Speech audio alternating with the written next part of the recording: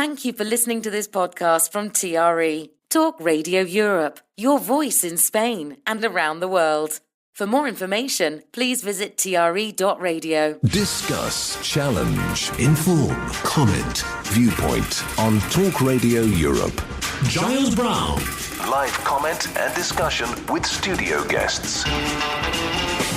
Viewpoint. It is Tuesday, the 6th of August. Welcome to Viewpoint, Talk Radio Europe's current affairs programme. I'm taking a summer session, taking it a little bit easier with Viewpoint over the next couple of weeks due to recess, etc. So we don't have a panel of invited guests in the studio. I'll be going through some of the headlines with our man in London, Rex Leyland, in a little while. The second half, I'm going to throw the phones open. I had a guest who I'm having some fun and games with my guests for this summer as well. So hope to be bringing somebody, or at least playing an interview that I've done, which has some relevance to what's going on in the world at the moment. Otherwise, I will throw the phone lines open and we'll see where we go with it. If you want to get involved with today's shows, and you've got something that you wish to get off your mind, then these are the numbers with which you can get in touch with me. They are as follows. To contact TRE, please call 952 78 4000. Email studio@tre.radio. Send us a WhatsApp on +34 645 99 67 95. Message us on Facebook, Talk Radio Europe Official, or tweet us at TRE Talk Radio.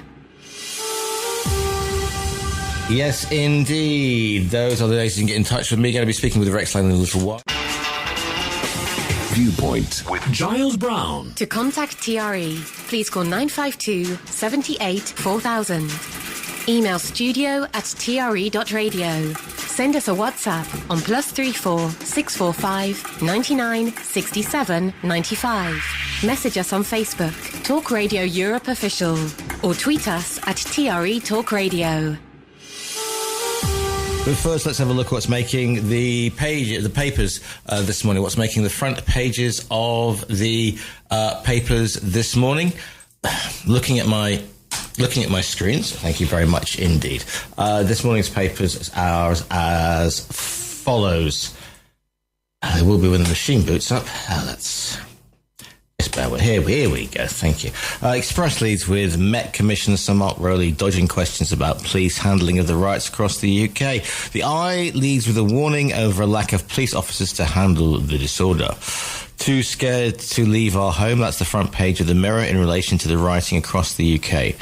The Daily Mirror focuses on the row on X between Sir Keir Starmer and billionaire Elon Musk, who tweeted that civil war is inevitable. The Times and the Daily Telegraph also draws attention to the war of words between the two. Far-right attacks should be treated as terrorism. The words of a leading police chief on the front page of The Guardian. Financial Times reports on the global stock market tumble over fears of a US recession. The Sun has an interview with Andrew Flintoff after his return to cricket following a horror crash while filming Top Gear. And the Daily Star says Rod Stewart has reportedly been poking fun at Donald Trump's fake tan. Those headlines then from the top this morning. Daily Telegraph reports on the war of words between Sir Keir Starmer and Elon Musk over the riots spreading across the country. A large picture of Britain's new golden girl of the track, Keely Hodgkinson, also features Starmer in spat with Musk over riots. Meanwhile, families targeted by rioters have said they're too scared to leave home. That's according to the Daily Mirror. Far-right terror, too scared to leave our homes. Rioters target Asian and black communities. The Guardian, former police chief, says the worst of far-right violence in Britain should be treated as terrorism. Picture of brilliant Hodgkinson storms to 800 metres gold, but also far-right attacks should be seen as terrorism, says ex-police chief. Meanwhile, the Financial Times, global stock market fears fall sharply as fears over US recession drive sell-off. That's the front of the paper on the FT. Daily Express leads on the Met Police chief knocking a Sky News journalist mic to the ground when asked about claims of two-tier policing from the UK riots and pro-Palestinian marches. Met boss dodges two-tier policing question on riots. The Times, Prime Minister's spokesperson said Elon Musk's comments about the UK have no justification. It says the government is concerned social media firms aren't doing enough to stop the spread of disinformation about the violence. Musk draws fire from PM with claims of civil war, and Queen Kelly reigns in Paris. Meanwhile, the Eye reports on the violence in UK towns and cities following the Southport stabbings. There's about 400 people have been arrested so far, and that 6,000 police will be put into specialist public duty units to try and to quell such unrest. UK to deploy a standing army of riot police, but officers fear shortages. Meanwhile, the Sun says England cricket great Freddie Flintoff opens up to the Sun about being crippled with anxiety after his crash. Filming for Top Gear in 2022. I shouldn't be here after my Top Gear smash. Meanwhile, Sir Keir Starmer has announced a standing army of specialist police will be put together to deal with the UK riots. Super cops get the call up. PM's crackdown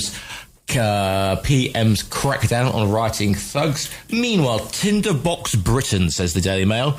Daily Mail reports on the Prime Minister's war of words with Elon Musk after the Tesla boss said a social media post that civil war is inevitable in the UK. And finally, to try and get some levity in today's news, let's have a look at what the Star says. Rock legend Sir Rod Stewart has reportedly been poking fun at Donald Trump's skin hue.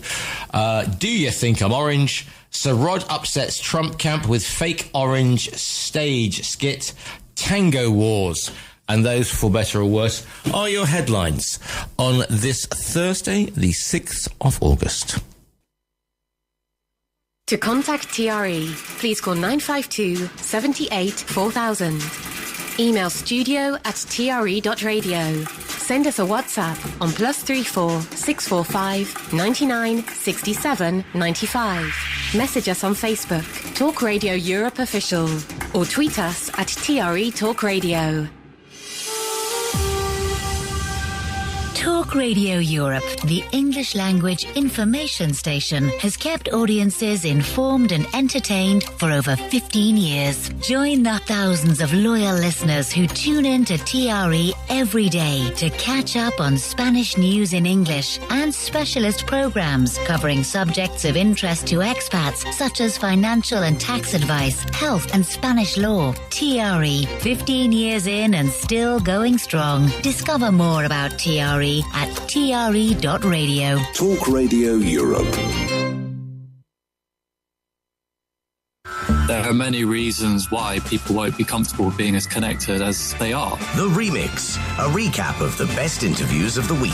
We don't need role models, but sometimes it's nice to see a positive reflection of some of the decisions that you've made. During that time, I asked myself a simple question. What does it mean to be a man? Because I'd done everything I thought a man was supposed to do to be happy, and I was absolutely miserable. Tune in Saturdays and Sundays from 2 p.m. Sometimes we have to live with the fact that we may never know the truth, and you have to be okay with that. To contact TRE, please call 952 78 4000. Email studio@tre.radio. Send us a WhatsApp on +34 645 99 67 95. Message us on Facebook, Talk Radio Europe Official, or tweet us at TRE Talk Radio. And we go live to our man in London, of course, the Woke Finder Journal himself, and it is Rex Leyland. Good morning to you, Rex.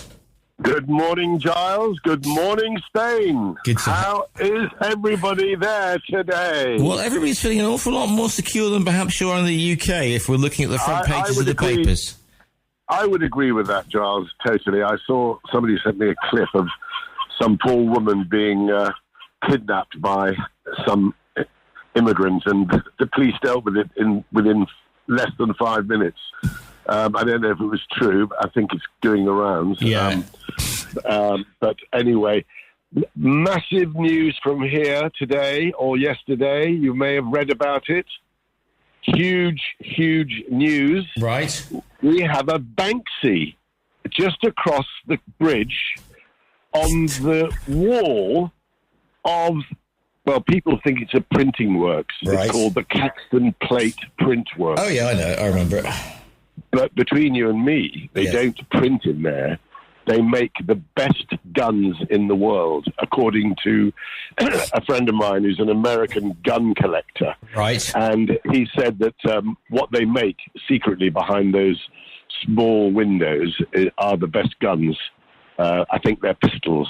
Not sure. Okay. Because you can't see or do anything. But the excitement is this Banksy's appeared on the wall yesterday morning. How do we know it's a Banksy and it's not you getting out there with the Etch-a-Sketch, Rex? No, it has already been certified. It was on the news last night, local news, and also the people, the traffic is stopping and people are lining up outside, taking selfies of, with the Banksy in the background. It's actually, it's quite good. It's just a goat standing on a pillar. I might send you. I'll send you the picture so at least you know what I'm talking about. Well, that would be a first, wouldn't it, Rex? Let's face it. But anyway, that's the hot news from this part of the river or this part of London. And it's not often you get a Banksy in your back garden, is it? Really? Well, exactly. No, I you just threw me a complete curve there. Yeah. Rex, so well, well I done. just thought I'd start on a tangent. Skittled for a duck. Thank you so much for that, Rex. Right. Okay. Right. So Banksy's aside, obviously, this has been a week like no other. I was listening to something last night on the drive back up into the hills, and when the Nigerian and the Malaysian embassies put out warnings to their citizens that they shouldn't travel to the UK because of unrest, you've got to sort of at least slow the car down, if not grind to a screeching halt, and go, Rex, what on earth is going on over there? Well, I first of all must remind you that I actually only arrived back into the UK last Thursday early evening after my trip to Canada, and that was an eye-opener as well, by the way, but that's a separate topic. Okay. So I'm slightly fag-ending on all the aggro, and I couldn't read a paper in Canada. I couldn't see the news because the Canadian news was consumed with the forest fires in Jasper and all of that. So coming back to this mess of, the last riots, correct me, I think we're in 2012. Yeah, 15 years, 12 years ago. Yeah, it seems a cyclical thing. They always happen in the summer when the weather's nice. That always makes a difference. And, yes, well, who is to blame? Is it Mr. Robinson, or is it the fact that people are just actually fed up with the whole immigration scenario? And also, what is Starmer? He's had a month in, and what are the visible results of his tenure and of his first month in office? Well, I don't know, Giles. I don't know, and I will say that it is total thuggery. It is unacceptable. Yeah. And it's funny you said about warning people not to come. We have some Dutch friends who actually have a home on the Costa, and they're coming to London to see us and whatever. And they say, we're not coming till the riots are over. And I said, well, it's not that bad. Yeah. But I think the police have to contain it. And I think the police have to be more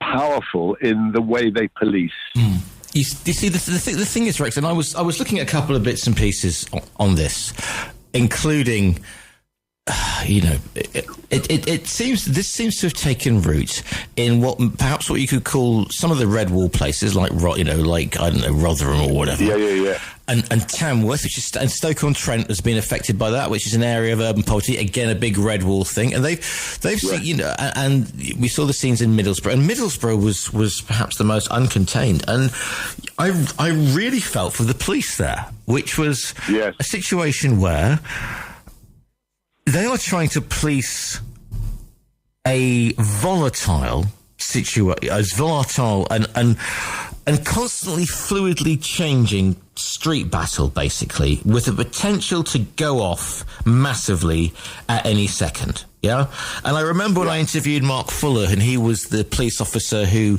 he was a black police officer, and he was standing in the riots, and I think it might have been Broadwater. I'm trying to remember where Keith Blakelock was killed, and he heard somebody shout, "Kill the black one first," which became the title of his autobiography, and I was looking at female police officers as well. There was a diminutive police officer in Reigate, a woman, and she was on her own. And I just thought, this has got and there were these big people, these big guys. And, I'm not going to say they're all the same, but they were large chaps who'd obviously had a few pints, lots of tattoos, proclaiming whatever. Yeah. And you thought this could get out of hand, and somebody could get, a police officer could get very, very seriously hurt there. And so I thought the police are trying to do an impossible job as always, but I thought there was a real danger of them being, one or two getting isolated because they weren't in what you'd call a phalanx, they weren't in a line.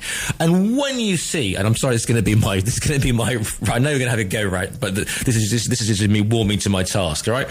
When you see the way that the French police acted against civil unrest in the streets with the yellow jackets, when you see the way that the Nationale down here deal with any type of, during lockdown, during the riots during Podemos, which is now 20 years ago, when they went absolutely ballistic with the truncheons, and you just think, you kind of think, where was the water cannon at some point? Or, we've got to, because that was the one thing. And the second one was when they broke into the centre of the Travelodge in, was it Tamworth or Rotherham? And they broke it on the side of the police. And you can see the police against the wall, and they're just literally playing flat back forward. They've got something solid behind them.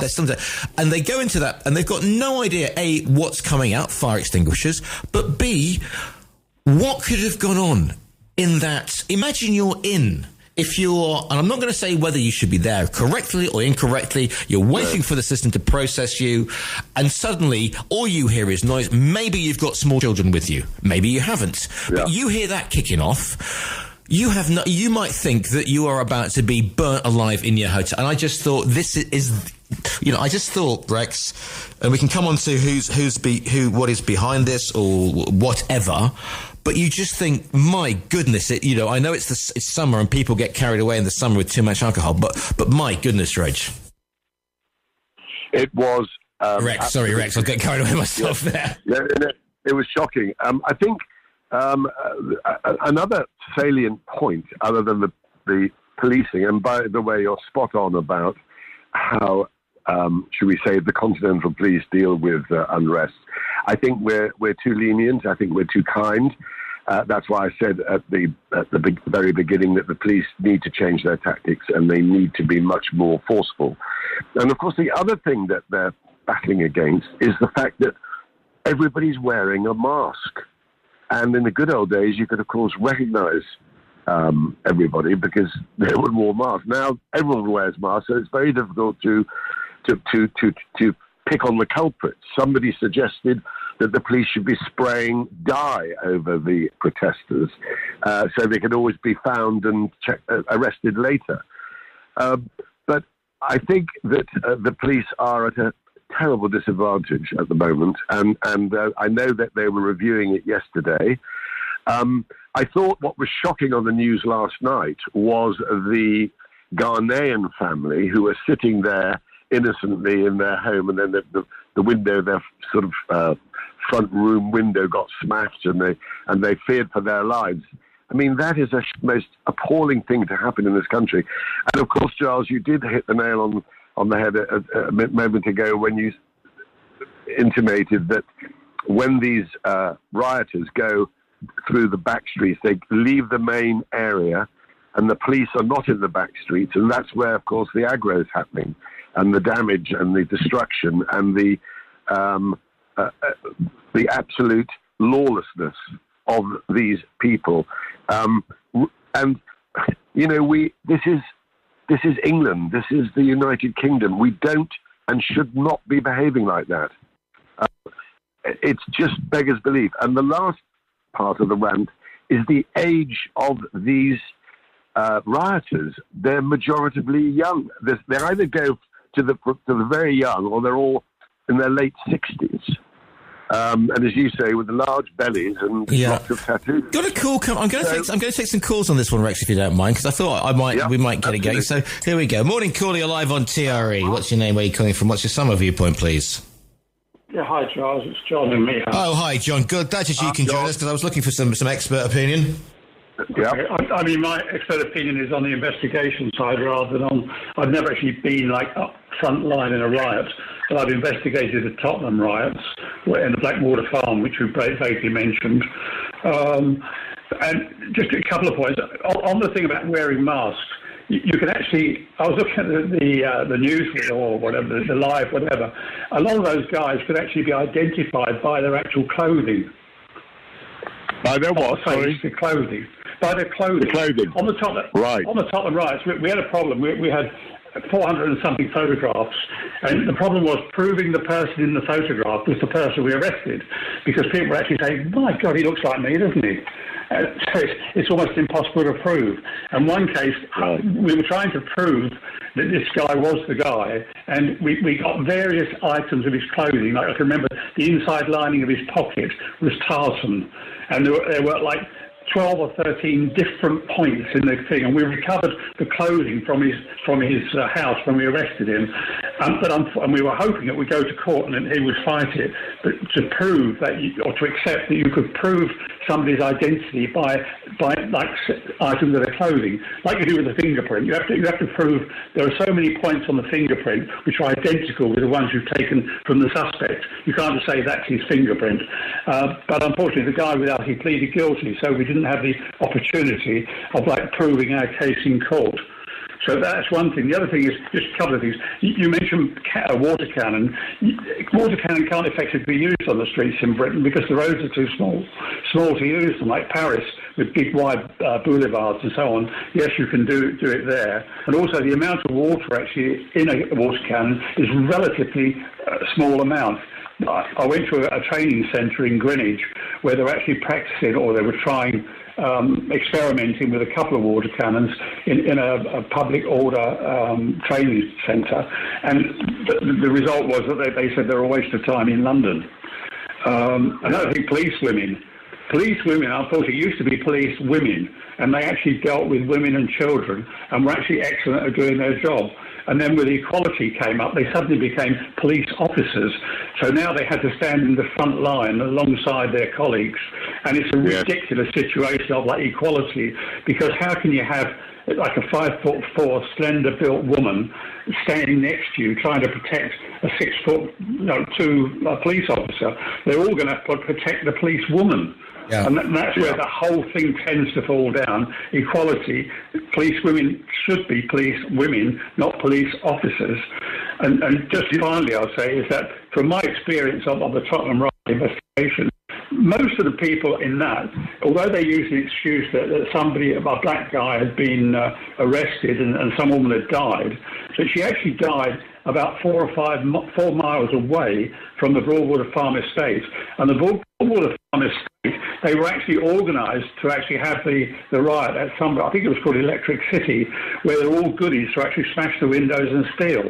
And it was just an unfortunate accident that as the police who were policing the area, who came from different parts of London, were changing shifts, one of them by accident drove onto the Broadwater Farm Estate instead of going where he should have gone. And the rioters thought that, it's all breaking off now, and that's why the riot took place in the Broadwater Farm rather than in a place where they could actually loot the shops. So the actual excuse that they often put forward has nothing really to do with the disorder. The disorder is actually by people who think it's great fun to have a go at the police and smash windows and steal property. And we lose touch with the fact by saying these are right-wing. They're not right-wing or left-wing or whatever. They're just hooligans out there, in their sense, having fun. Okay. Yeah, I agree. What about, John, what about the equality with, say, in the French and the Spanish police forces, or the CRS, as they're called in France, and Police Nationale? The difference between the police force in England and most other police forces. Police force in England is traditionally police with the consent of the public. They are not a police force, they are a police service. Right. And so it's different. And also, the police are always wrong, aren't they? I mean, today there's the violence or whatever. The police are involved, and somebody punches somebody, and in 6 months' time, that police officer is in court for punching the rioter. And by that time, everyone's forgotten the riot and the disorder, and they're all saying, no, this policeman acted unreasonably. He used his stick or his whatever. If you remember, in the City of London some years ago, there was some guy going on his way home or whatever, pushed over by the police because he was actually involved in the situation at the time, and finished up. The police officer got prosecuted, and this often happens. It's like the police can't go in heavy-handed because the law doesn't allow it. Which is good, because I'm a police officer, and I didn't want to go in heavy-handed and like bash people or whatever, you know. Right. One last point, John, also. What was the scandal with Boris with the water cannon? Wasn't there some thing about buying the wrong water cannon? There was something going on, Giles, you might remember. And it was to do with Boris. Did he buy the wrong vehicles or something? Yeah, he put an order in for 2, I think it was, and they were the I think it was the wrong type of sort of water or something like that. I should check that one, you know. Yeah. You talk about the wrong type of water. I was out walking this morning, and there was one of these vehicles that cleans the drains. And as I passed the truck, whether there was something wrong, I don't know, I got sprayed with water, and obviously looked horrified at the guy in the truck. He said, in Spanish, it's clean water, it's clean. I got horrified. I was being sprayed from a Spanish water cannon. Right. Yeah. Right. Okay, guys, I'll let you get on. Thanks for that. Thank you very much for your call in there. Yeah, well, we've got the summer recess thing. A couple of bits and pieces coming in on the WhatsApp as I thought it would do. Rex, somebody said, by the way, Rex, the secret gun maker isn't so secret now. So that you've blown his cover. We know that, but we don't know the name. Right. We don't know the name. Okay. This one in. So, greetings, Giles. Happy Tuesday. Somebody else comes. I know someone who was at the accident. Who was at this Freddie Flintoff accident. So it was really bad. Glad Freddie's making a recovery. Also, Warren Buffett's just on his Apple shares. Okay. UK needs to use the water cannon. Boris purchased 2. They need to be used. I think curfews are coming. Where have we heard that before? Now, Peter in his Nacha. Old lady story is from 2021. It says that footage shows 6 cops stopping to help elderly women in Melbourne protest. Okay, so it's that one that's been doing the rounds, Rex. There's a lot of disinformation and false information. We'll come on to the role of internet in a minute. Oh, right. Yeah. Okay. You see, this is one of the problems. And Peter says, I was at the Southall riots in the 80s, basically started by a right-head skinhead band. And this is interesting because here at Viewpoint we are a wide church. So I'm going to take a deep breath. Dear Giles, your program is very interesting as always. And here it comes. But these writers are not political fanatics or racists. Okay? They're not racists. They are just young lads and yobs who are having a laugh and think it's funny and cool to set fire to a police car or a police station. That's Paul in Manilva. Paul in Manilva. Gosh, I could go full. I could go full Ritson on this one, couldn't I? Really? I mean, you only have to look at people shouting on the side of the building in Rotherham. Somebody had written fudge. I won't use the correct word, so it was fudge pickies. All right, it's not the word pickies, but it's about how some racists describe people from Pakistan. That is not the young people having a laugh. Yeah, people storming in and shouting Tommy Robinson for Prime Minister.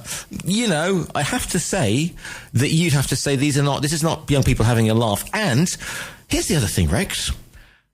This time last week, we were mourning the death of 3 young girls in a shocking attack in the greater Liverpool area. And this all seems to have been forgotten and hijacked. And it seems to me, and I may be wrong, so shoot me down in flames, 952784000, but it seems to me that people have been waiting for something like this to happen. And when it has, my God, Plan B is kicked into action. Rex.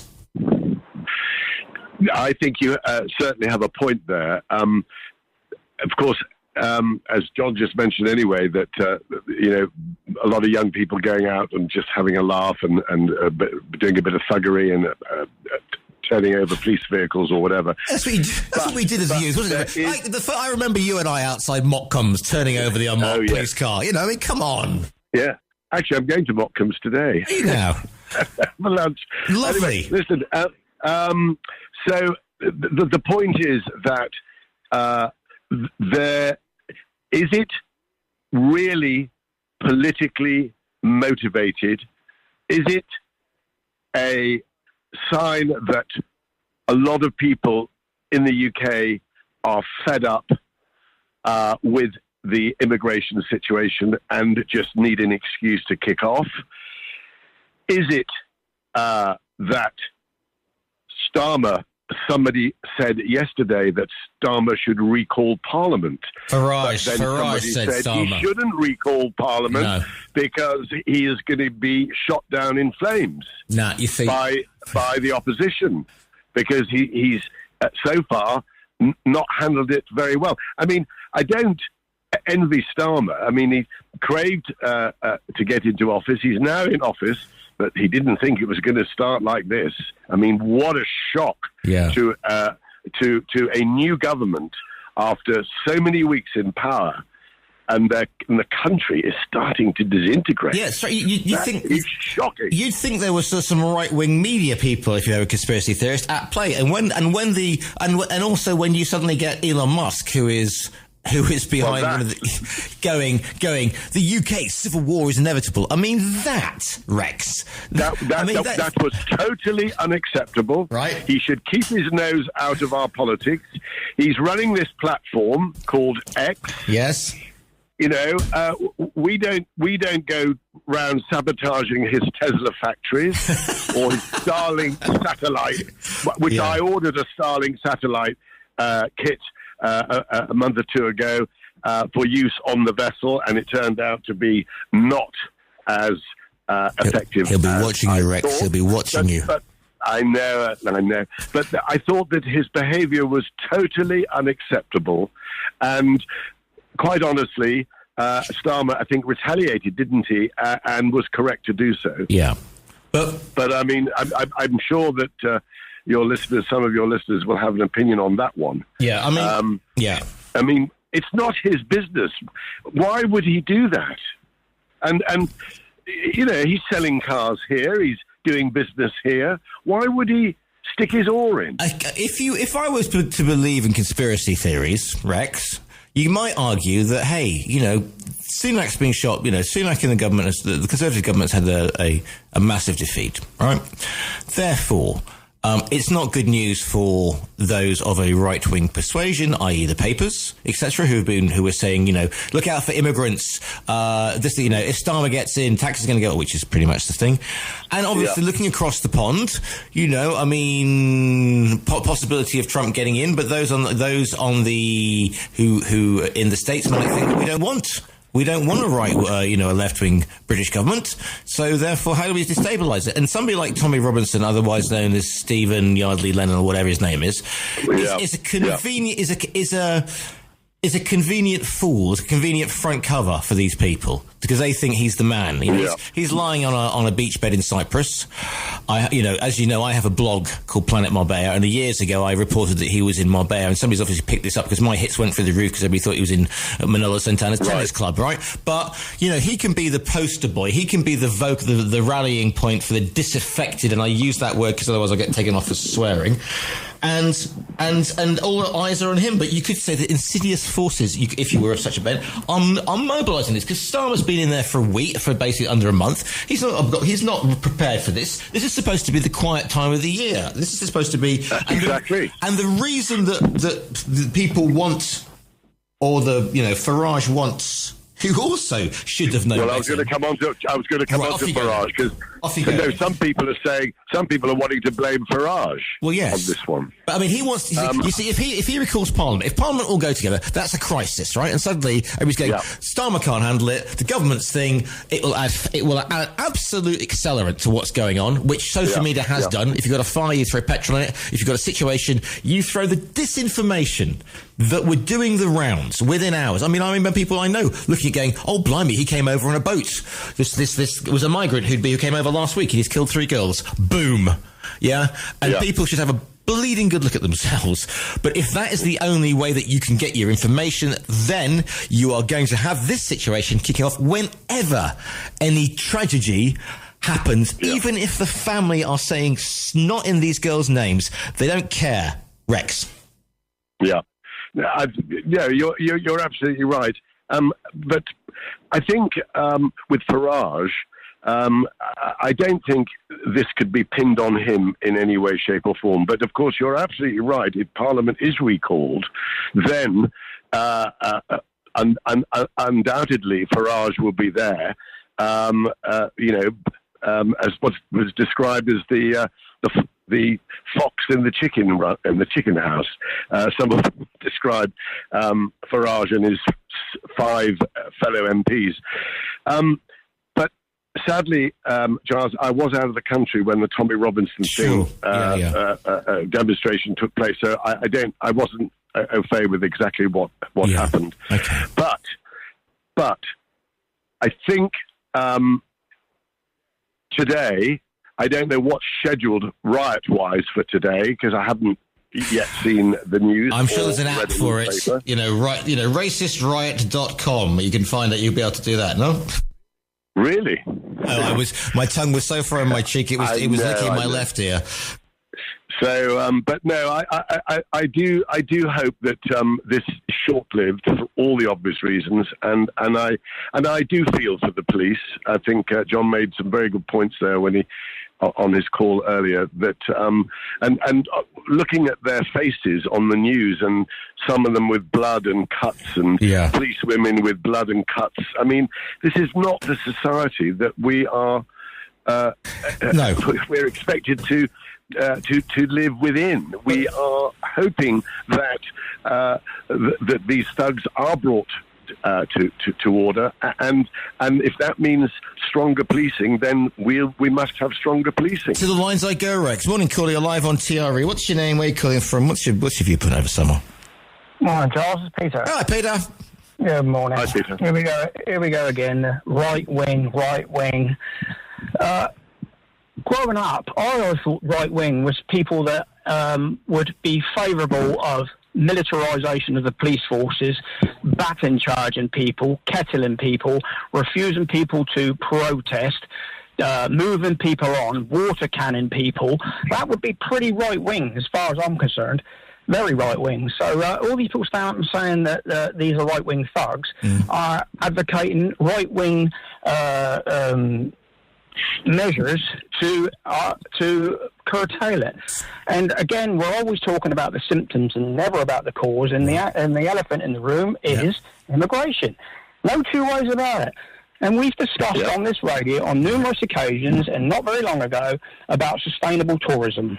And it's a very big subject at the moment, especially here in Spain. You and many of your guests have sat there and said about sustainable tourism. Right. But we need sustainable immigration. Right, and it's no different. Right. Absolutely exactly the same. We have an over-demand and an undersupply. We have areas that are inundated. Schools can't cope. Hospitals can't cope. Nothing can cope. The infrastructure is struggling. I'm not having to go at any immigrant here, or any migrant, or any colour, or any skin, or any gender. The problem we have is that they have been forced, many of them have been forced into areas that can't cope. Many of those areas now are overspilling into other areas. They're losing their cultural identity, and they're obviously, when something like this happens, it gives reason for other idiots to get out there. And there's no difference between Tommy Robinson and the people on the opposing side. They're all bad as one another. But we are not addressing the cause. What's the other side, Peter? I mean, I'm not going to, you and I disagree on several things in a good way because we have a conversation, okay? Because we don't get that. So there are people as bad on the other side. I mean, when you see images, you say the other side. Your question is other side. And also, let me describe. All right. Also, when you see people rioting, it's not the people, is it? It's a loud and pretty insignificant majority who make the most noise, because these people have gone out there, a lot of them without masks, and they're finding themselves now facing the full force of the law. And that's not, I'm not saying that's a right wing thing, that's a strict policing thing, because we all want our streets to be safe. There is a two-tier police force at the moment. Because right, go on. So explain to me what the two-tier police... Sorry about it, Rex. I'm sorry I'm talking over you as well. No. It's very interesting. Right, so... The two-tier police force, in my opinion, is that they're going very easy on certain groups and they're going very hard on other groups. Right. And if you listen to the police, because you won't get it where I'm from, Hampshire and the Isle of Wight, Chief of Police just come out and said, you're not addressing the cause. You're not talking about the cause. And we have to police this, and all we're doing is policing. We're not proactive. We're just going in there, and we have to go in heavy-handed if the government tell us to go in heavy-handed, which upsets everyone. I'd love to get the opinion of those very pro-miners that when the police were doing what they've done to the miners, now it's Labour in charge. And it's the other way around, doing exactly the same thing, because we have this and there's massive unemployment, there's inflation. People are frustrated with their lot, and that's not a reason for this. And often it's the people that are most frustrated and want to do something about it, the ones that are hiding behind their front doors now, watching this go off.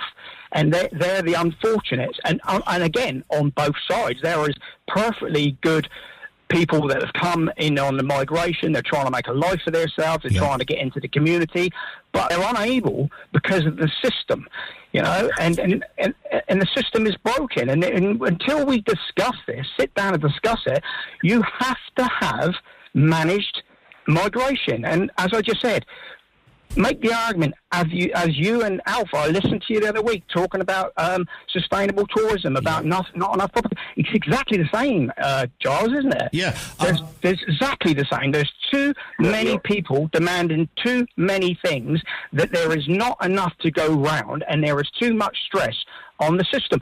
Forget their colour, religion, or immigration. Forget it. It's about poverty. It's about education. It's about integration, and none of this is being spoke about, because the moment someone like me talks about it, I'm then a misogynist, or I'm a fascist, or I'm a racist. So talk about the problem. Yeah, you're absolutely right, and also one can't blame this government, albeit in power for a few weeks, because of course the Conservatives allowed this to happen and get out of hand. To a degree, Rex, to a degree. But you have hit the nail on the head. Yes. That we are creaking here. We are creaking. That nothing's working like it used to. Just in the last 10 years, I have noticed, being old enough, sadly that I am, I can compare things very much more readily from things today than they were yesterday, and they were 10 years ago, 15 years ago. And when I drive around and you look and the roadworks and the this and the business, and nothing is working anymore in this country. No, Rex. It's frustrating. It's frustrating. Yeah, exactly, Rex. But not only that, to take it to another level, because not many people have ever walked a mile in my shoes. When I sold my security business in the UK and came over here, I wanted out, and it was getting... But what you don't realise when you hear all this headline grab, these 38-year-old fighting age males coming in, and the Trojan horse and all this. Listen, I come from Southampton. It's not the most vicious place on the planet. If you go to Bristol, Manchester, and places like that, but they've all got their little areas. And I was an inner city boy, originally, and you have the what they call what used to be famous Derby Road, where there's about 190 countries represented out of 210. They seem to get on okay. But what people are not looking at, because I was in the security business, because I provided door staff and things, those young males that we're talking about are vicious. They've come from Eastern European countries. They have no morals, and they're coming in and they're taking... Listen, Peter. No, Giles, I'm talking about... What? Giles, wait a second. Talking about sort of Romanians and Poles with no morals here, Peter. Right. No, Eastern Europe. Here we go again. See, you're blanking. Eastern Europe. So where are we talking about, mate? I'm just saying, if you say Eastern Europe, I think Poland, I think Romania, I think Bulgaria. Yes, you just nailed all the countries. Right, you just nailed all the countries. Now, if you'd let me finish, I'm not labelling everybody from that country like that. But there are many young males And if you live in the areas, it's all right for you living in Marbella or your little flat and ocean village in Southampton. I know these areas and I know these people, and these doors are being battled for daily. The laundrettes are battled for. The car washes are battled for. There's stabbings and knifings for cash industries that are going on that these people have come from. Many of them are former military that have fought in wars. Yeah. People do not see what is going on, and they get labelled right-wing. And to finish, because I've taken too much time. It's good to hear from you, mate. I mean, like I said, I'm letting you speak. Oh, yeah, to finish. Well, not bad for a boy that can't put pen to paper, I suppose. But go on. Did you see the riots in Ireland? What you mean are happening in Belfast the other day? Yes. Yeah, I mean, on that one... Same as the UK. Yeah. But did you notice the elephant in the room? Did you see the tricolour flying next to the Union flag? I didn't see that, I must admit. Well, I should say watch it, because if anyone can deal with riots, it's them. Yeah. The Land Rovers are out, the cages underneath, the anti-fire bombs and everything. Yeah. One side, you've got LGBT, Palestine flags all flying together, right? Not that there's anything wrong there. Total peaceful protest, it's there. On the other side is a tricolour and a Union flag. Now, I have a friend who's 90 years of age. He's never seen peace in Northern Ireland. He doesn't like people using the word hate. But one thing that has unified Ireland in my and his lifetime is this. And what you do with those paramilitaries, those loyalists, when this all kicks off. Yeah. You talk about, well, we are really, I said Tottenham riots months ago were coming. Yeah. This could be just a small spark, but we've got a long summer coming. Yeah. And when you say incendiary, when the Prime Minister of England stands up and says, if you want to pray, we will endeavour to make sure that your mosque is free and safe and you can pray. Right? I don't disagree with that. But Christians couldn't pray through COVID, so people see this. And if they wrecked a Christian church, there wouldn't be an awful lot said about it. And I'm not, again, you say, whoa. I am not labelling everybody. There are people out there that do this and take advantage of it. And it's easy to whip someone up who's not working, who's not got an income, who hasn't worked since COVID, who lives in an inner city shithole, right? And he's watching every day as drugs are being changed hands, laundrettes are being taken over, the cash industries are being taken over. You don't see that. That's real life. All we see is the beach and the Mediterranean. You've certainly hit a valid point there, because, of course, some of us are more fortunate than others to live in areas that perhaps are not blighted by this, and therefore we don't see it. But I mean, I was originally from Liverpool, and I remember the Toxteth riots and all of that, and so on. I mean, that went down in history as being quite an event. But it is certainly localized in these cities. And there are no-go areas, or like yesterday with the Ghanaian family in a quiet side street, not expecting their windows to be smashed in and their cars' windscreen smashed and everything else.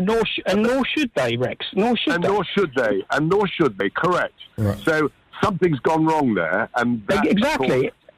And quickly to finish, very anecdotal. My father lives in a place called North Baddesley, just outside Southampton, between Rowlands, the Lord Mountbatten estate, and Romsey. Beautiful area, a very expensive bungalow. That area was beautiful, and the old houses that used to be council houses that were all sold off, there's been a creep over the last few years, and my father's surrounded by these houses that are now multiple lets to two and three families. I don't care what religion or colour or where they're from, but they are.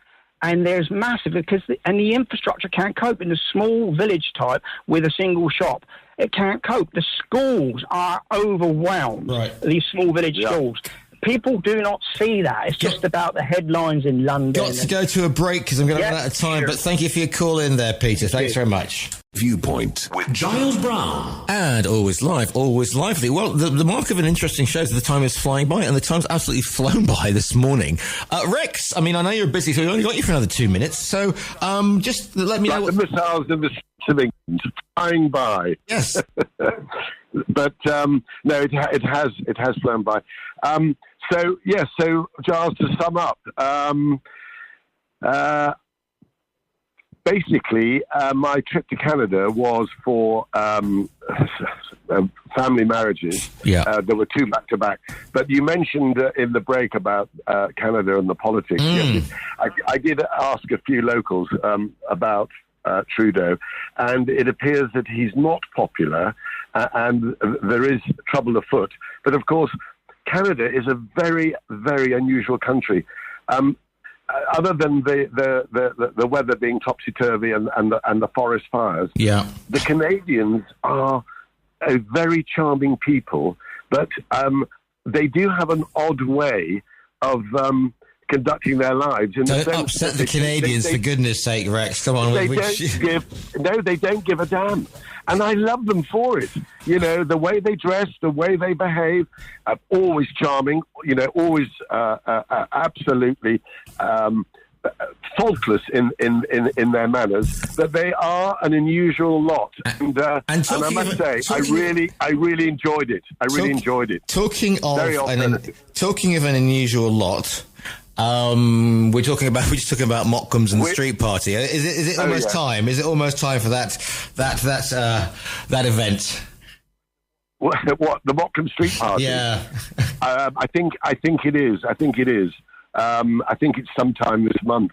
But a lot of the streets in London and a lot of the squares do still have summer parties. It's traditional, and but then, of course, Spain has the best street parties in the world. Rex. And Spain has the best demonstrations, religious and all of that. And I love it.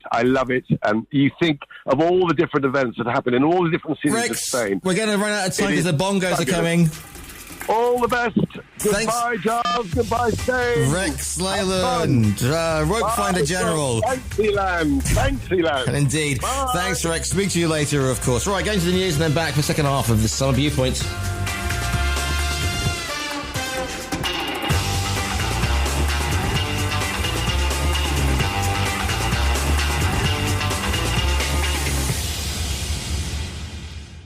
Talk Radio Europe. Your voice in Spain. Discuss, challenge, inform, comment, viewpoint on Talk Radio Europe. Giles Brown. Live comment and discussion with studio guests. Viewpoint. And welcome back. Second half of this sort of summer recess Viewpoint.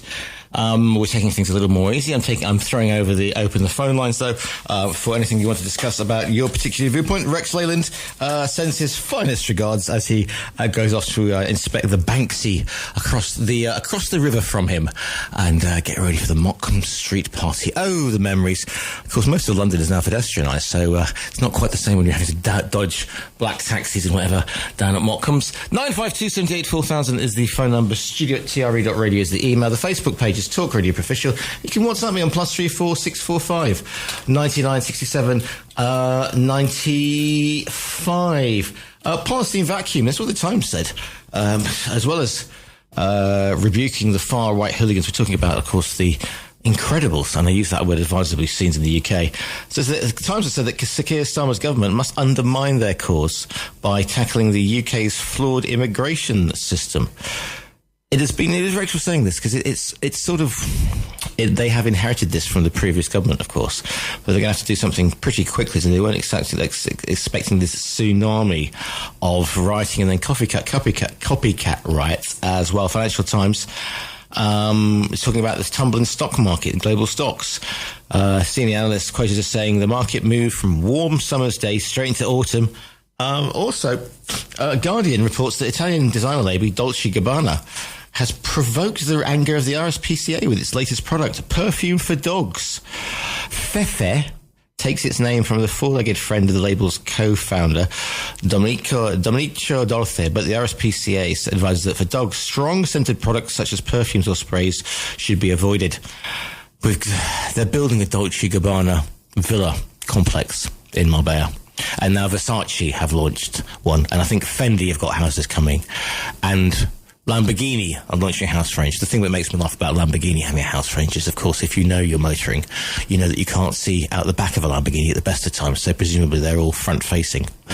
Anyway, that's the RSPCA and taking on Dolce & Gabbana. But yes, newspaper describing Elon Musk's views as irksome, but it's more disturbed by what he calls the malignant sump of online hate, as it refers to the far-right group messaging app Telegram, which says it was seeking to provide attacks on specific immigration-linked law firms and advice centres. It's going to be interesting to see how the government responds to this, a real crisis within its first month. Let's see how that goes. Perhaps you want to talk to me about the Olympics, because Team GB athlete Kelly Hodgkinson put some pride back into the nation, if you like, with winning Olympic gold in the 800 metres in Paris. There's been the absolute social media meltdown, of course, about the Algerian female boxer.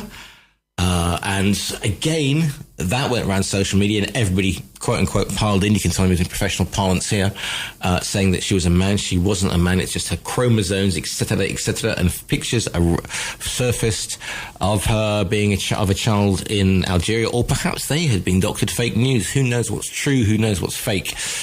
Who knows if I'm actually here? Indeed, I could be some evil Russian bot. You never know, but there's a fine chance.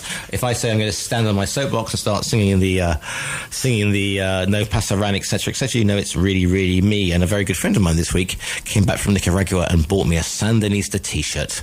So, oh, happy day. Christmas has come early for the communists. Let me rephrase that. Right then, going to our social medias, and if you want to leave your comment, then these are indeed the numbers. They are as follows. To contact TRE, please call 952 78 4000. Email studio@tre.radio. Send us a WhatsApp on +34 645 99 67 95. Message us on Facebook, Talk Radio Europe Official, or tweet us at TRE Talk Radio. Hey, to the lines we go. Morning, Cool. You're live on the summer recess Viewpoint. How can I help you? Morning, Giles. Eric Shipley. Hello, sorry, I missed you there. So say your name again, please. It's Eric Shipley. Morning, Eric. How can I help you this morning? Well, I just like my 5 pennyworth. Well, please put your 5 pennyworth, your five euros, if you so wish. I was brought up in Southport, and it makes me very sad to see what's happening there now. I mean, it was a long time ago. It's 50s and 60s I was there. And we had a population of about 100,000. And in, I suppose, 20 years that I was there, I can only recall one murder. Yeah. Life changes, obviously. But Eric, here's the thing, okay? Because if you look at the way the community of Southport have come together, I mean, nobody would wish what happened to anybody. 3 little girls being killed. I mean, it just beggars belief. I mean, we all looked at horror. But then to look at the way the community came before this, I'll call it nonsense, started with the writing. No matter who you think is right or wrong or what it is, this is purely a devastating loss for a community. And to see the way the community of Southport came together, and then B, when all that happened, the way the next morning that people because it's always the ones that shout louder to get all the attention, isn't it, Eric? And yet the good people, be they Muslim, Hindu, black, white, whatever fluid you want to be, whatever you're identifying as on a Tuesday, they were out there rebuilding walls and just showing what community really is. I'm not surprised. And basically, Southport was moved into Merseyside by a border reshuffle in the early 70s, I think it was. And instead of all now talking with rich Lancashire accents, we suddenly, started to become Scousers. And there are worse things that can happen, Eric. I mean, let's face it. It was a transformation in the way of life. It was progressive.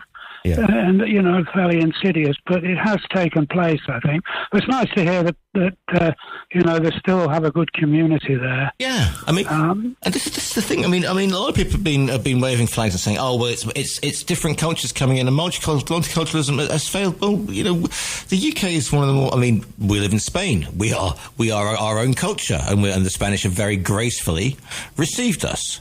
And nothing I think goes to prove multiculturalism more than when you they go up to Yorkshire or Lancashire and you've got a guy in a Sikh guy or a Muslim guy in there and they're speaking in broad Yorkshire accent and you think if you think multiculturalism doesn't work, look at that. That's integration. Yeah, exactly. That's integration for you. Exactly. Yeah.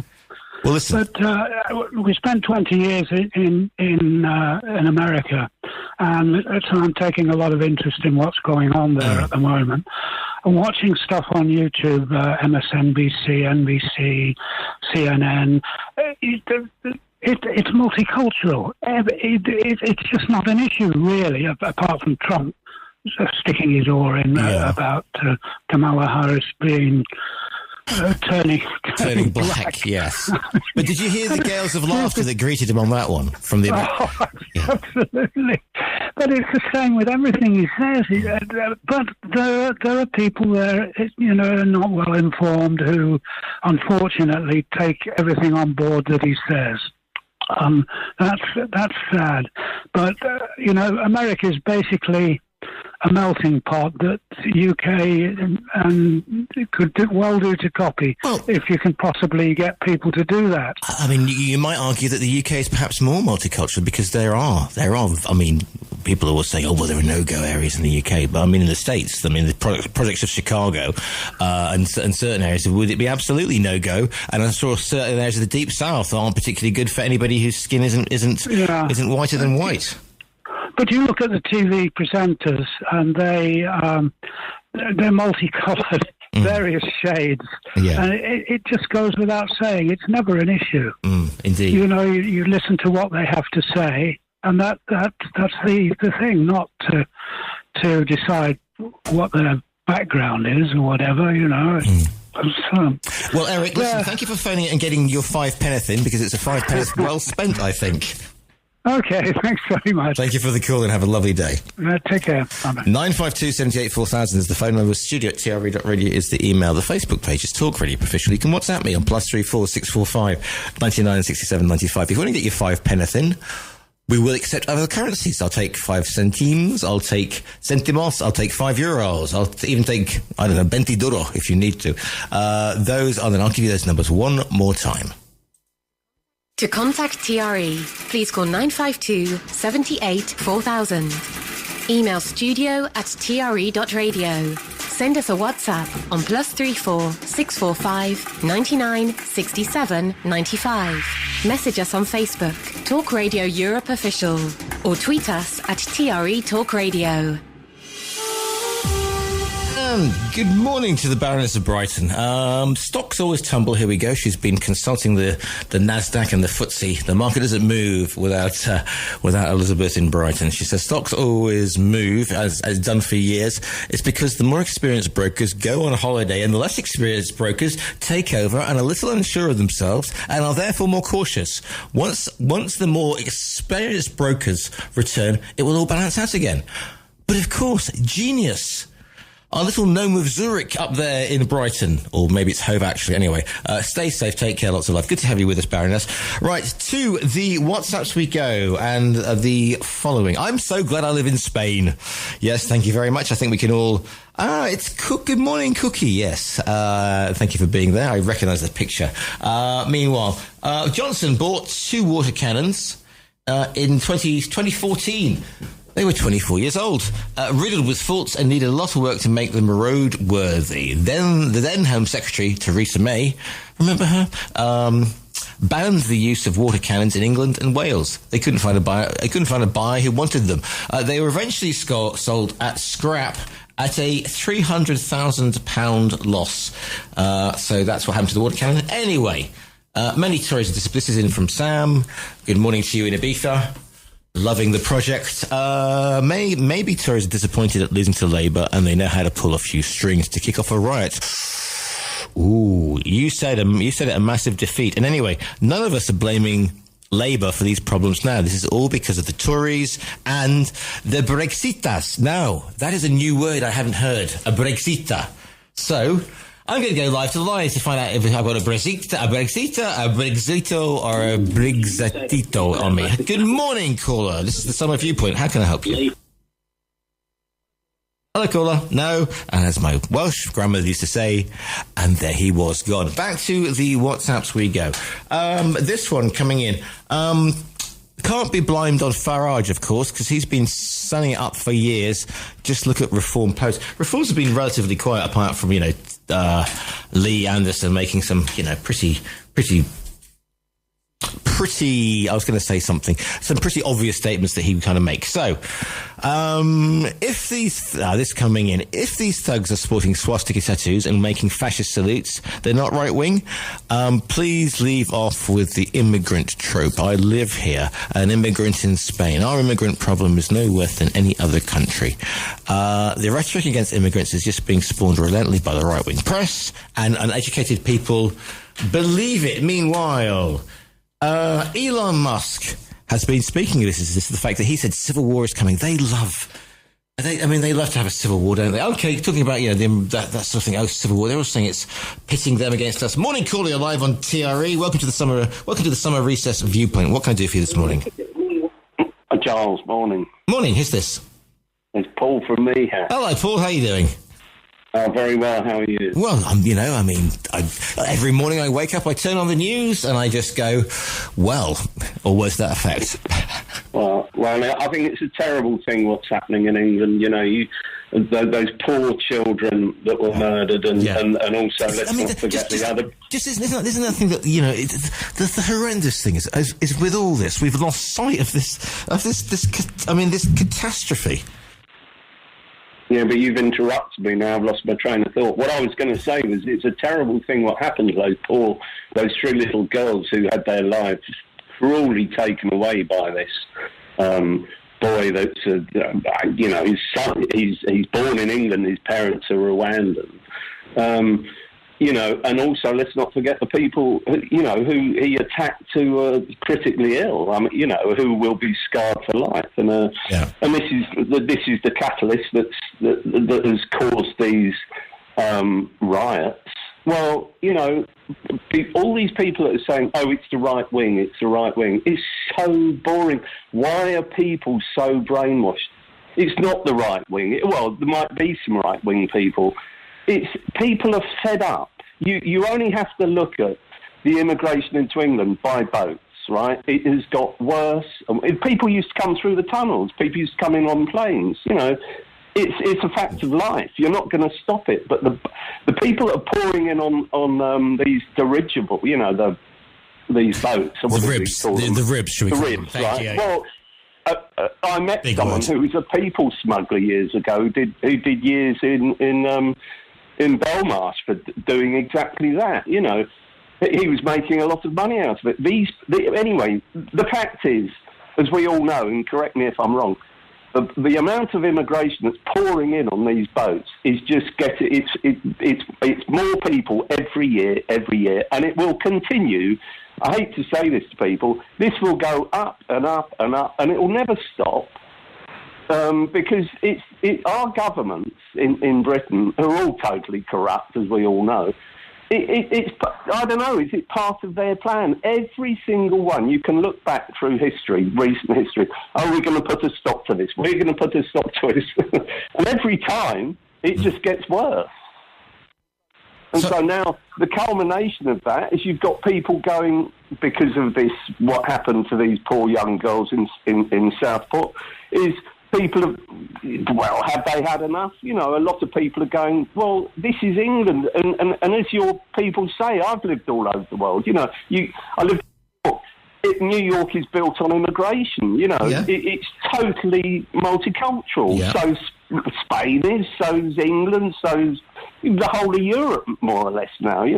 But the fact is, to keep all these people, and of course the mainstream media is totally biased, like the propaganda that comes out of the BBC and Sky and everyone else. Right. It's right wing, they're fascist, it's Tommy Robinson. Well, if they're writing F pickies on a wall, then, but surely that's and you're seeing people wearing swastikas. And if they're doing what? On the wall of the immigrant hotel, somebody had written, and I can't say the actual words themselves without. Well, okay, I know what you're. You know what I'm saying. No, so it runs with exactly. That's racist language, isn't it, mate? I mean, to be honest with you. Yeah, of course it's racist, but then racism goes both ways. You know, let's not keep making it, this is racism. It's deeper than that. And it's like, okay, why have we got such massive immigration into England? Well, listen, I lived in West Africa. Look, just look at this for an example, right? This is how politicians just screw us all over. They go, we got all these people coming into England, they're illegal, bish, bash, bosh, but, right. We're going to send them to Rwanda. Well, look what happened in Rwanda. Absolutely nothing. Look at all the money that was spent. Yeah. How many millions was spent? That's probably all gone into various people. Oh, we're never going to see that back, are we? Let's face it. Okay. There was no return clause. Right? Okay, so nothing happened there. Right. In Senegal and in Gambia, you used to have fish. The sea is full of fish. It's the Atlantic, right? It's full of fish. So the locals would go out and fish for all, and Senegal's a bigger country, so they'd all be fishing off Dakar or wherever. But then what happened many years ago, this was in the 80s, I think, right, or the early 90s, but it was probably the 80s.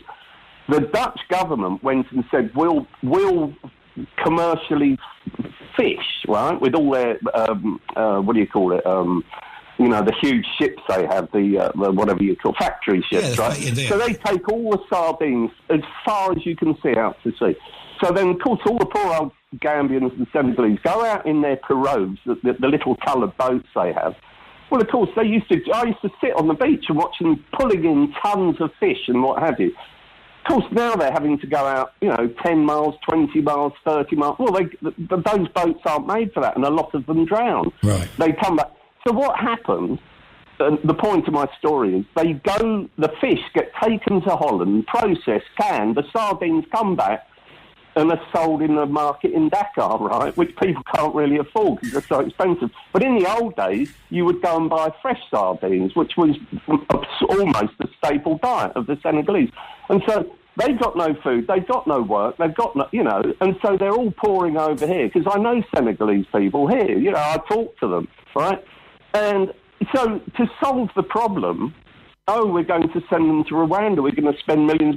No, the thing to do would be to go, right, take the Dutch out of the equation, give them back all the fishing rights, they'd have food, and they wouldn't all be pouring over. I wouldn't say all of them, but a lot of them come here for that very reason. And that would solve the problem. But, the politicians can't do that because they're all so corrupt and all getting huge funds like they did off the COVID and everything, injected everybody with a death sentence with their stupid vaccines, and this is what you've got. And England is finished, really. England is not what we remember. Going to Foxtrot. England was never what we remember, was it? Let's face it. I mean, well, I remember it as a wonderful country. I went to London in 1978, and it was fabulous. And I was there. It was the winter. It was 78. Was like and then the 79 was the year we had rubbish on the street and the dead weren't buried. But we did have some great music. Yeah, okay, I'll give you some great music. Okay, but it was our problem, and we solved it and everything. But the trouble is now, you've complicated everything so much. You can't see the wood for the trees. This will never be solved. I guarantee you. This guy Starmer, what's the first thing? I'm not going to put taxes up. This is what he's promised. I'm not putting taxes up. What's the first thing he's done? And poor old Rex will be getting the rough end of the stick of this. He won't be getting his winter payment on his pension. I know. Because they've taken it away. Yeah. The one thing that does strike me is that Sir Keir Starmer is, of course, Director of Public Prosecution, so all these people who Well, but hold on, he was protecting Jimmy Savile. No, come on, not of that trope. Not of that trope. Come on, this is a Boris Johnson thing. Listen. No. Yes. Now. Okay. Well, even if he didn't, the BBC did, and the BBC protected another paedophile. Which is, the thing is with the BBC, BBC is polluted with paedophiles. Now you've got Hugh Edwards. There you go. That's my soundbite for the week. Hugh Edwards. All right. Listen, thank you for your call in. As always, good to hear from you. Yeah. Haven't you? Well, I have, because I've got to hit the ad break. I've got to hit the ad break at 11:30 because it's the rules. Yeah, listen, Them's the breaks. Rex has gone over to chip that Banksy off the wall. Rex has gone over to chip the Banksy off the wall. Listen, thanks very much for joining us. See you later. Take care. There you go. We are indeed a broad church. Viewpoint with Giles Brown. Yes, indeed. Right then, if you want to get your viewpoint, getting on, I just say, and by the way, the thoughts, it's good to, I mean, I'll take your viewpoints on, even if you do think that, you know, I'm part of the mainstream media and, you know, I mean, it's Tuesday, I've met my secret cabal to discuss world domination, but there you go. Right then, the numbers to get involved with this morning are this one. To contact TRE, please call 952 78 4000. Email studio@tre.radio. Send us a WhatsApp on +34 645 99 67 95. Message us on Facebook, Talk Radio Europe Official, or tweet us at TRE Talk Radio. Okay, Elon Musk. What a man he is, or is he? Indeed. What did he call his kids? I don't know. It wasn't even something like Zappa, like Moon Unit or Dweezil. It was probably something like, I don't know, 0.1. Anyway, Elon Musk is speaking up about the UK because he can see the British people who were so long looked the other way when immigrant violence occurred, analogous to how Neville Chamberlain looked the other way with the Nazis, because they didn't want to be labelled close-minded or Islamophobia, and are now fighting back. Instead of getting help from these political leaders, they're attacked by their own government as extremists. Good grief. Elon Musk, here we go, is trying to awaken citizens that it's something that's happening and could get worse in America. If America does not wake up and start understanding the violent problems of Shia practices and their incapability and threat to Western freedoms. Are you for real?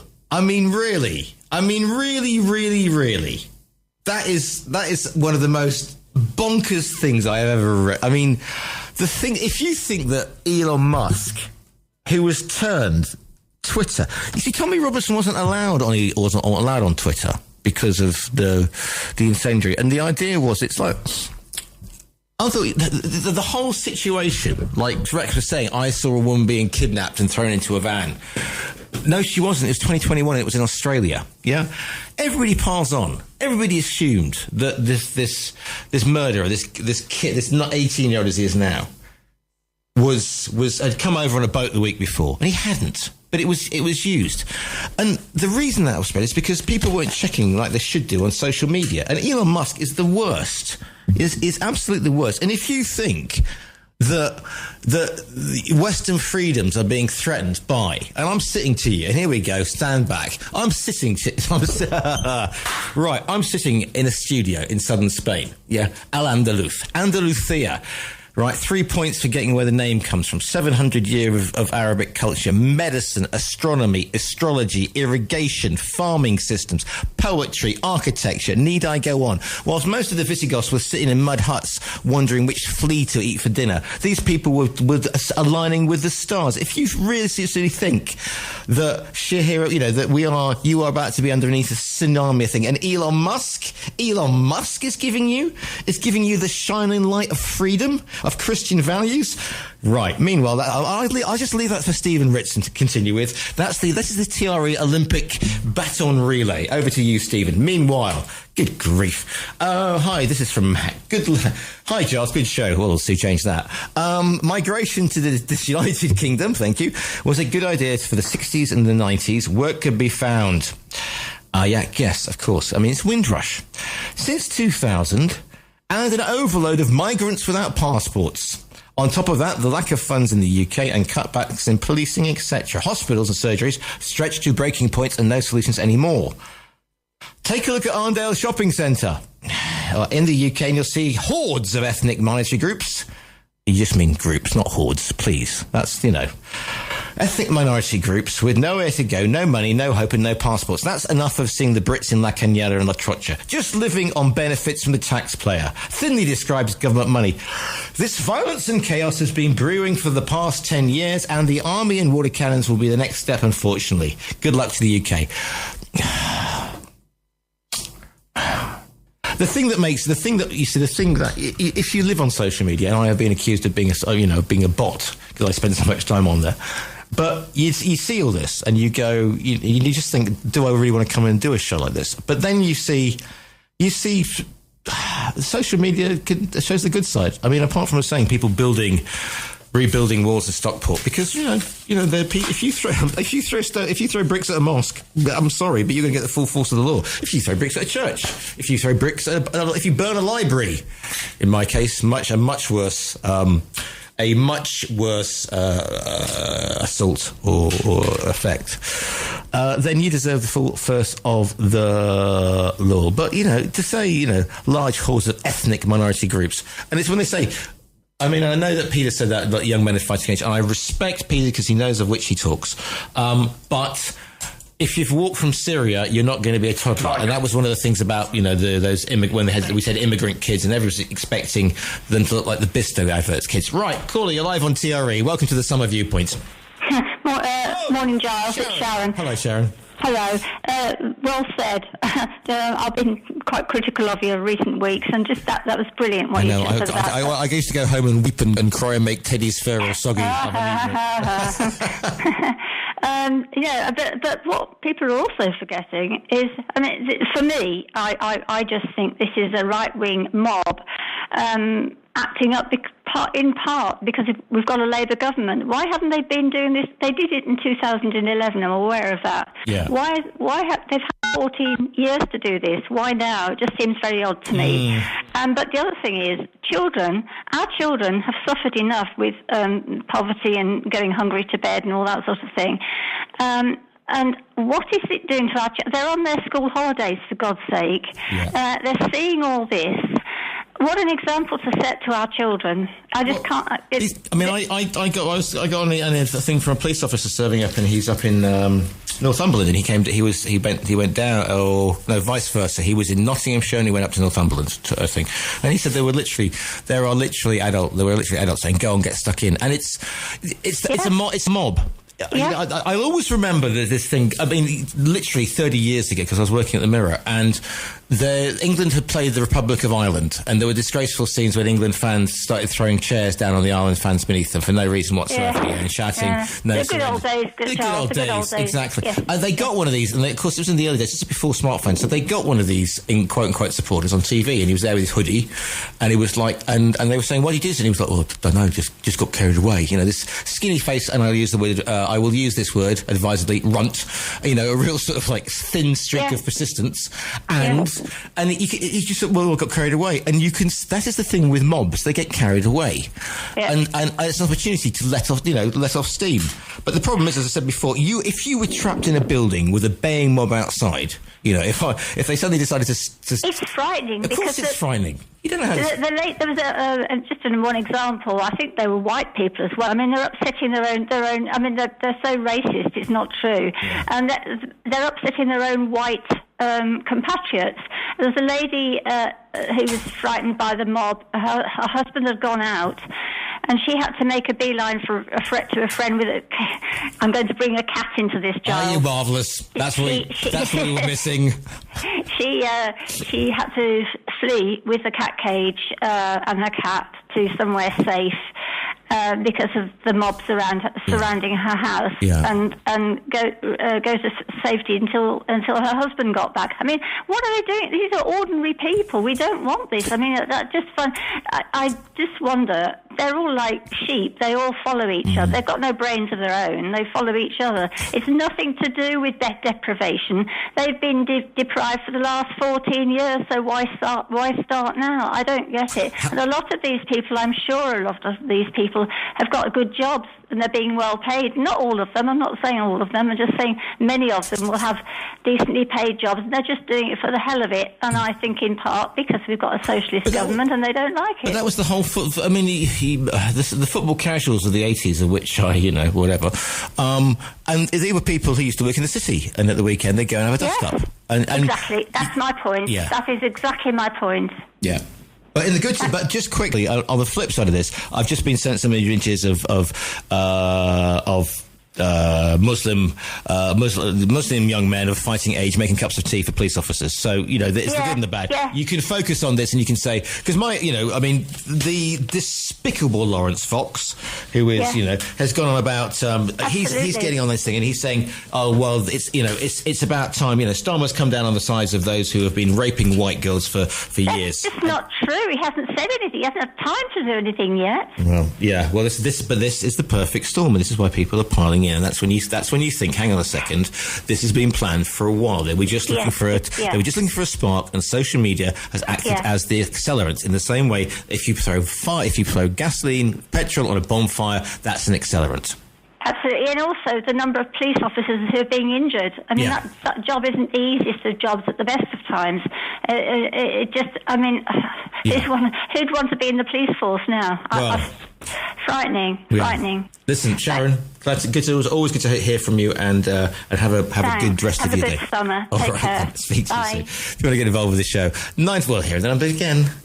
To contact TRE, please call 952 78 4000.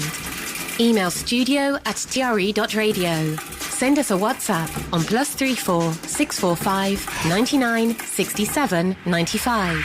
Message us on Facebook, Talk Radio Europe Official, or tweet us at TRE Talk Radio. This one coming back, Giles. I was up there. This is the shopping centre to see it recently. They were not shopping. They don't need to. Wise up, everybody. I remember it must have been the 90s no, it was Pride. I was at Pride in Clapham Common, so it would have been the 90s. And the chant was, we're here, we're queer, we're not going shopping, which I thought was hysterical. Anyway, if you're going shopping today, watch out for hordes of migrants in the checkout. Right, there speaks the voice of reason. Laugh out loud, thank you very much. I don't sure who that's going to be directed to. People who arrive in boats form a fraction of the UK's migration statistics even. The vast majority arrive on planes and other mainstream forms of transport, hence Trump's wall. It's not just convenient for the right-wing narrative to demonise the poor, desperate boat people. You only need to check your Spanish press to see how many coming from Canaries, etc., or to Bob, of course, Bob with the Spanish news. Because he'll let you know how many are coming to Canarias and, of course, across the strait as well. In the end, it will all lead to one thing, says Sam, and that's the cons of the internet and AI far outweigh the pros. If you want your sanity again, you'll have to take down the internet and AI. Problem solved. Yes. AI, well, there's going to be deep fakes going everywhere, so therefore. Blimey, it's at the time. How are we all having fun? I'm just going to get some more bits and pieces coming in. The poisoning of the public discourse on Muslims, migrants and refugees has been consistent and deliberate.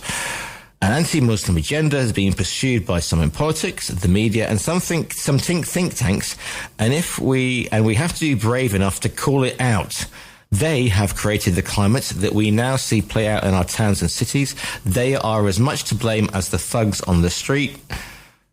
Think about those people who are throwing bricks through hotel windows or deciding that writing flick puckies or whatever on the side of a hotel is a intelligent move. These are like the cattle in the First World War, the foot soldiers. They don't know what they're doing.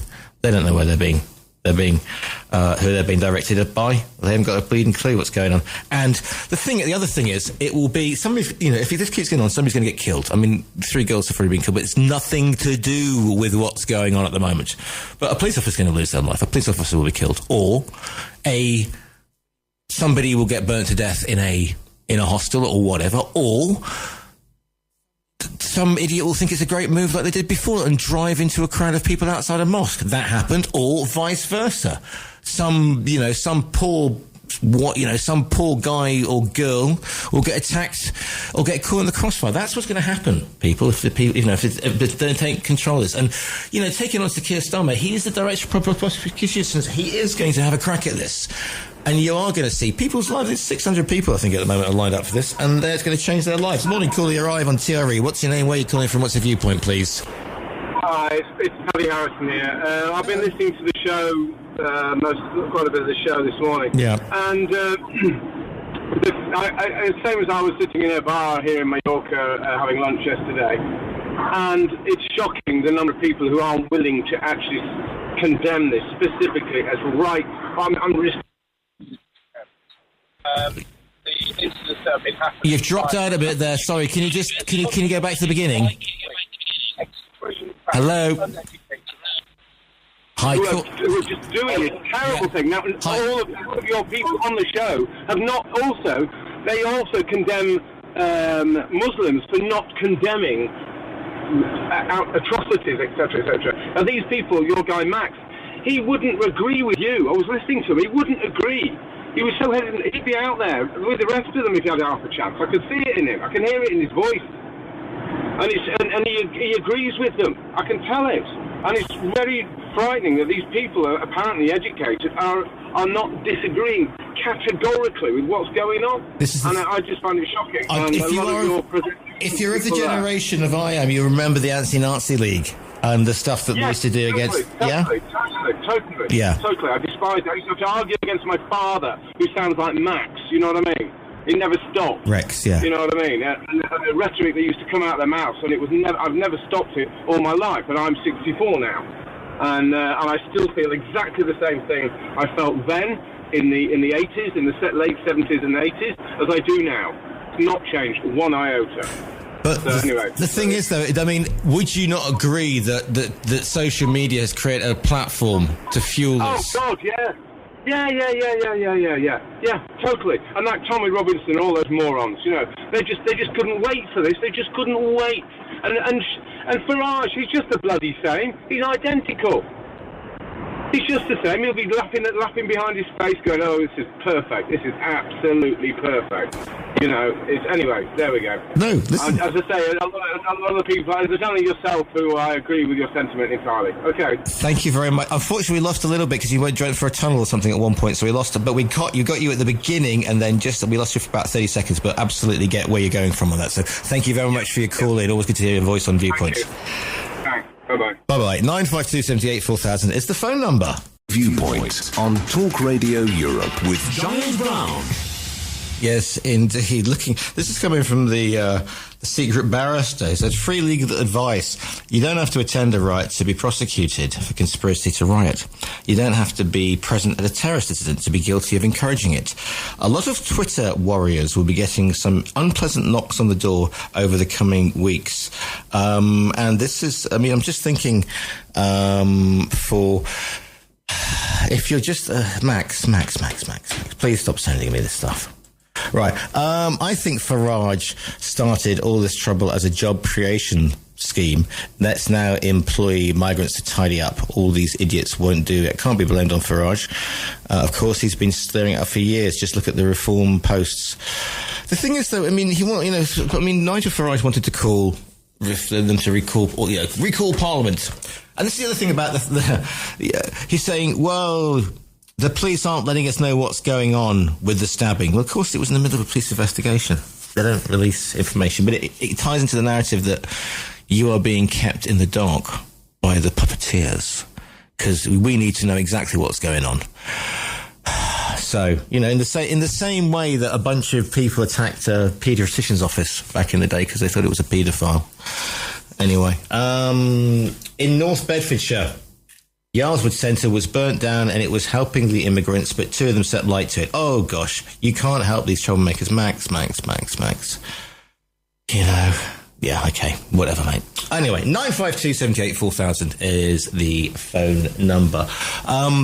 Yeah, because I just, you know, it goes back to the playbook. Let's cause a political incident. Let's make it serious. You know, if our Nige, not Nigel Mansell, but if Nigel Farage, the man of the people, had wanted to make these points, he should have made them as Parliament sitting. Not because he knew what he's doing. He's a great communicator. He's not an idiot. Very far from it. He's one of the most. I would say, and I do not agree with his policies or politics. I missed him in Gibraltar by a whisker, meeting and bumping into him. But anyway, that's another. But it was going to be in the Angry Friar pub. So what could have possibly gone wrong?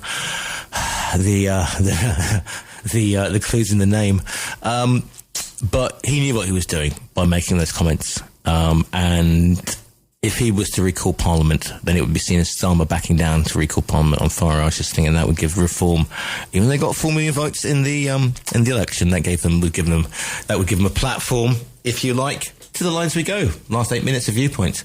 Here we go. Morning, Cool, you're live on TRE. What's your name? What's your viewpoint during the summer? Yeah, hi Giles, it's Johnny Rehas again, just briefly. On this thing about the police not releasing details, the problem with that is that people probably don't realise is that when a police officer or when an investigation commences, there are lots of lines of inquiry and lots of ideas to what happened and what didn't happen and so on. If the police release any one of those points and it turns out to be wrong, the police are then criticised for releasing false information. Exactly. And apart, I mean, that's the logic that in the law, the police can only release certain details anyway, because it will interfere with the prosecution. Well, of course. So you can't. I know the police are always going to be at fault for this, but you cannot discuss. It's rather like there was a guy called Cabo, the black police officer. The car driver in a car who got shot by the policeman, and they're still awaiting trial for that. Yeah. Now, everybody said that he shouldn't have, whatever. Now, if it was true that the police, the guy was driving the car at the policeman, what's his, the fact he shot him, people would probably now say that's all right, because in a lineup, in a riot situation, somebody comes at you with a big piece of wood, and the police are allowed, or they're saying they're allowed to beat the hell out of them with their truncheon. But subsequently in court, then the police are wrong. Yeah. It's an impossible situation. And in that one with the black guy who was shot in the car, the police cannot release the fact that he was actually one of, I think, 3 or 4 people, I think, the night before, who killed somebody in a club, and he was going to be searched for, and the chances are, when he saw the police car behind him, he probably assumed that they were after him because of the incident of the night before.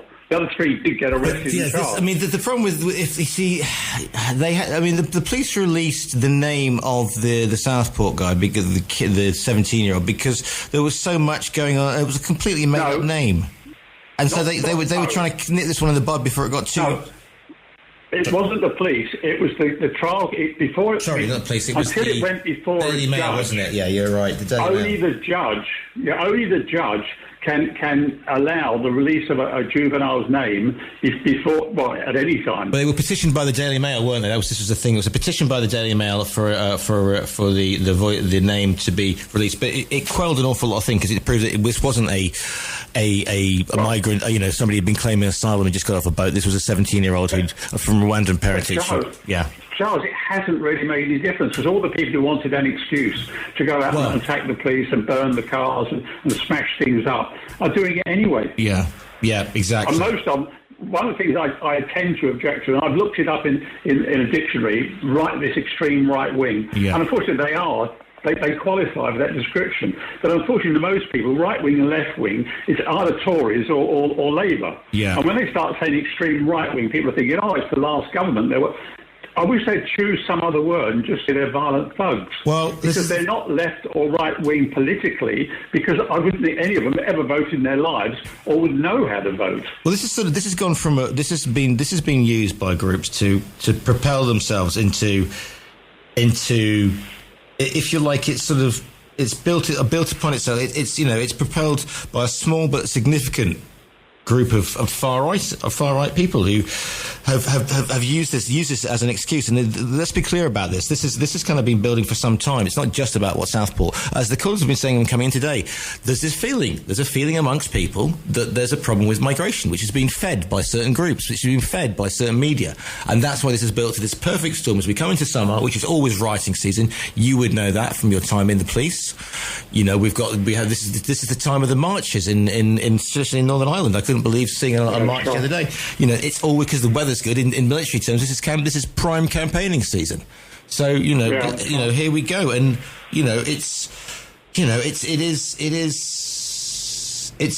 and also it can be a let off of steam from people who've got a grievance. If you think about Middlesbrough, Tamworth, and Rotherham, these are areas that have not enjoyed the fruits of whatever we've been getting over the past 14 years. So anyway.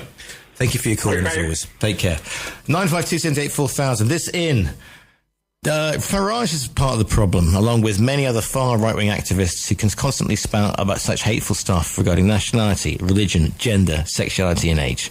The UK National Front has long since disappeared, but they are still present in the many organisations, including the latest one, the Reform Party, that have replaced them. Farage is the main reason these riots are happening, as he gives this right-wing mob a voice and a leader to follow. Thank you very much for that, Max. You want the information? 2002, it's facts. Stop with your blustering unless you think it is fiction. I'm just reading those out in a straight voice, Max, but interesting. The point is that the far right have been using this it's got nothing to do with Southport.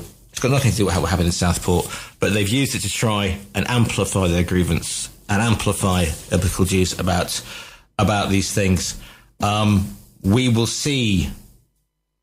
We will see what happens. I mean, people are targeting asylum people. We're targeting asylum peoples in hotels.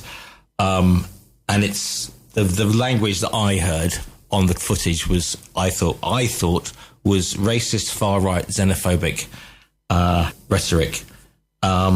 So yeah, I mean, I don't know where we go from here. All that I know is, on the one hand, I'm seeing the images that really concern me, because I'm a student of history, as you know, and we have been down this path before, with people claiming they're being repressed, and we know what happens there, and that was 80 years ago or 90 years ago, so that concerns me.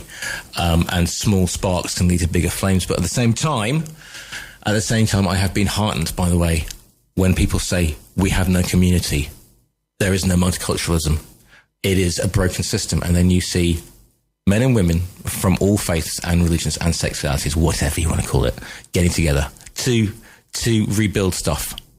And that is, a lesson that we can take from the horrendous things that we have seen over the past, 8 days now? A long time since the murder of 3 girls. And that, with all the bluster, with all the posturing, with all the this and that, and it's the immigrants, and it's the far right, and it's this party, and it's Elon Musk, and it's Keir Starmer, it's a broken system. At the end of the day, it comes down to the murder of 3 little girls. And this time, last week, we were reeling from that shock and reeling for what we thought was a one-off riot up in Stockport. Hopefully this week, we'll see common sense restored. Hopefully we'll see the perpetrators, whatever side, have done this to make our social medias and our place and our internet spaces a place of hatred. Let's hope that we can make them a place where people feel safe. Let's reflect on community, and let us not forget the 3 girls who died. I will be back tomorrow with Let's Talk. Thank you so much for all your viewpoints. We try and keep it balanced. I will read all viewpoints out. I will listen to all viewpoints, because that's what makes the show great. So thank you for your time. I'll be back tomorrow with Let's Talk. Stephen Ritson is up next. Have a great rest of your day here on TRE Talk Radio Europe. News is up next.